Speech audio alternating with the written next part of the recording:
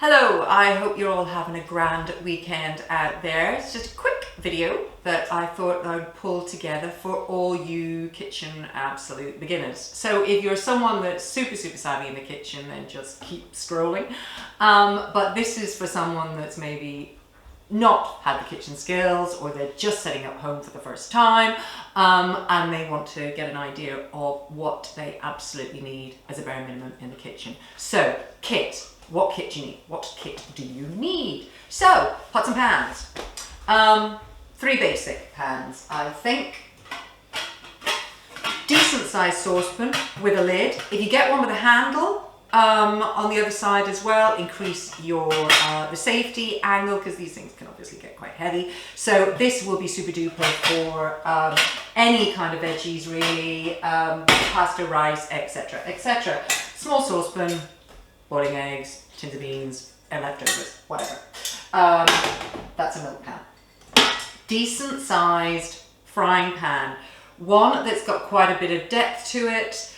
As a nutritional therapist, I'm not massively fond of non-stick, but to be honest, from a kitchen perspective, it's a bit of a no-brainer. So this is grand. Obviously, you can saute stuff in here. You can make up all your different curries and spaghetti bolognese and whatever else it is in here, as well as just frying an egg. This will also double as a wok. So decent sized saucepan. If you can get one with a lid, all to the good.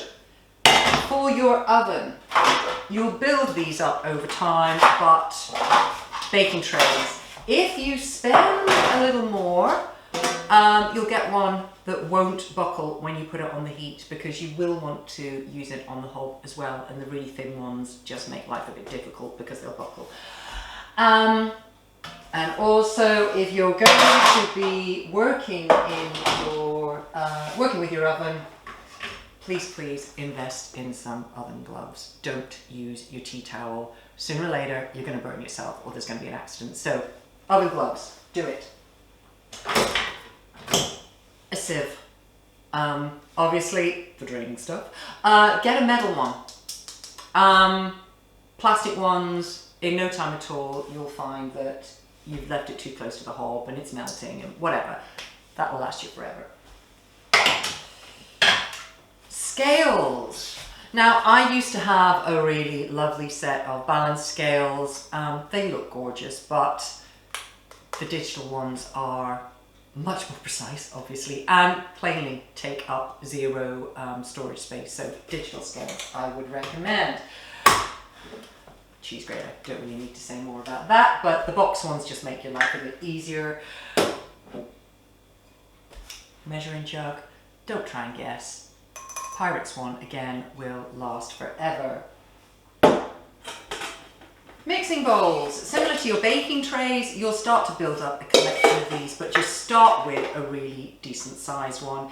Handy if you're doing any baking, if you're putting together a salad, whatever the heck it is, get yourself a decent sized bowl. Okay, in terms of implements, fish slice, frying eggs, obviously. Get one with a bit of flex. Again, just makes your life a bit easier.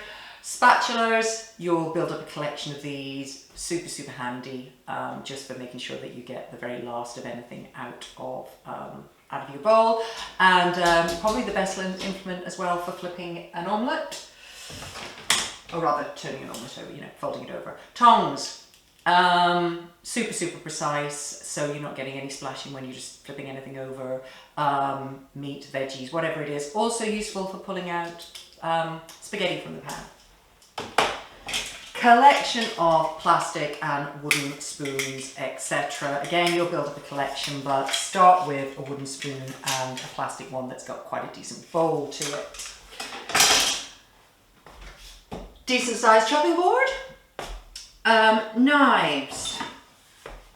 Good all-round kitchen knife. Get one that is flat along the bottom so you can get a good chopping action going. Don't get one where you've got a bit of a lift here, because that's just frustrating.